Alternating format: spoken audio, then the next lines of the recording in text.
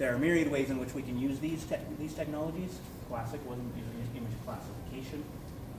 Sort of the story in our research field that gives credit to why all of this is happening is for a particular model called AlexNet that came out in 2012 to attack a problem called classification.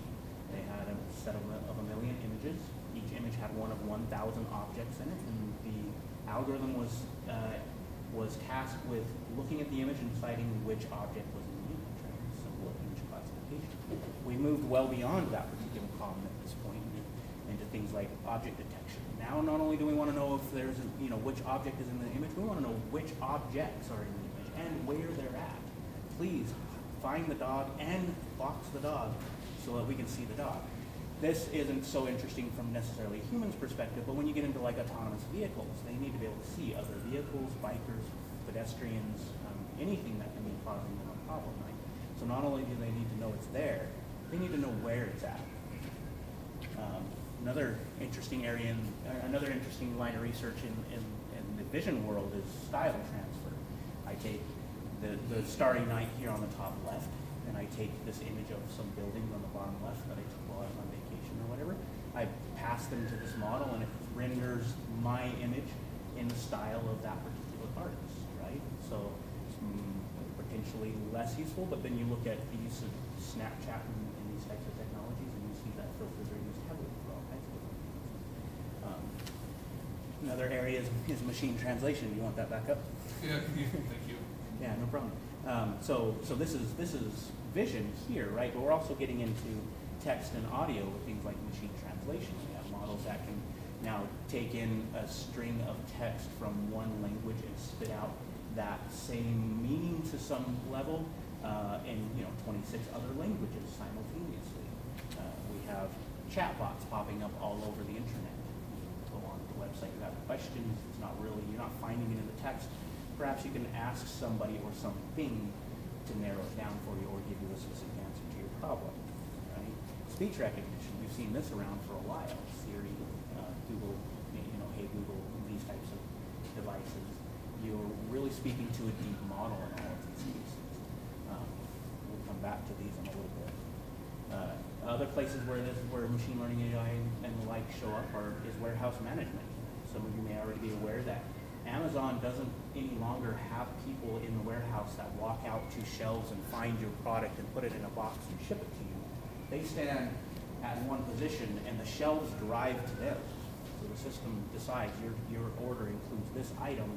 A robot runs out to that shelf, picks it up, and brings it to the picker. The picker literally stands here, pulls the item off the shelf, puts it in a box, and doesn't have to move all day, right? And they're making great strides into eliminating that picker altogether. So you can have a robot that will run out to the shelf, pick the item, put it in a box, and send it to you. That's where this type of device, the Baxter, comes into play, sorting and packaging, right? You can sort of be that picker, though a lot of the solutions I'm thinking about in my head are they actually they'll go out and get the product. But this is the type of thing that the founder of iRobot got involved in to help small businesses. This particular device costs about 20 grand, and the idea is you can have a small distillery, or you can have someone doing Etsy stuff, maybe slightly on scale, having this thing help them package those items or whatever task can be done. Assembly is also another area where AI is used. Take a robot and say, here's an IKEA table, please put it together. This is very, very state-of-the-art.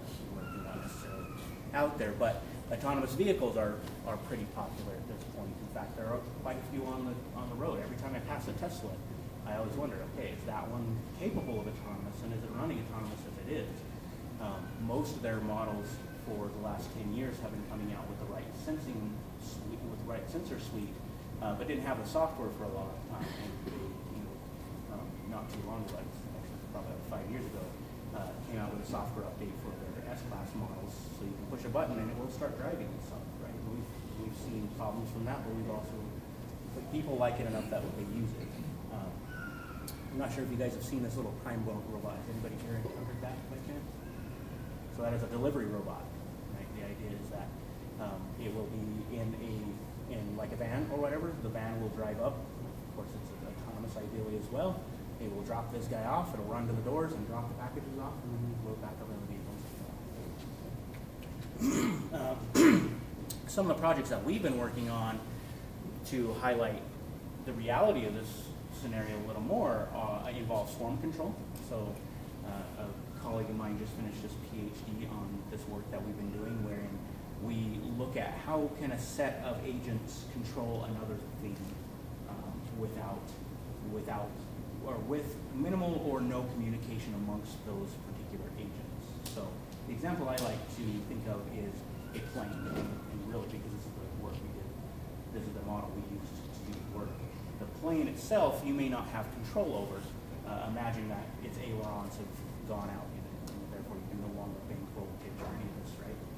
If you can attach a quad rotor to the wings, they can now control how that device moves by imparting force onto those wings, right? If one thrusts down heavily and the other one gets underneath and thrusts, you can cause the thing to pitch or roll in whatever direction you want to go, right? And we showed that this is completely possible, and the work we're doing right now is looking at how do you do it with zero communication amongst them. They all know what they need to do. They all know what the ultimate goal is for the object, and perhaps we're trying to steer this plane to a landing, but they can't communicate, right? Perhaps there's weather influencing the communication channels, or we're just not confident in the reliability of the communication channel, these types of things. Another project that I've done recently is that of animal tracking.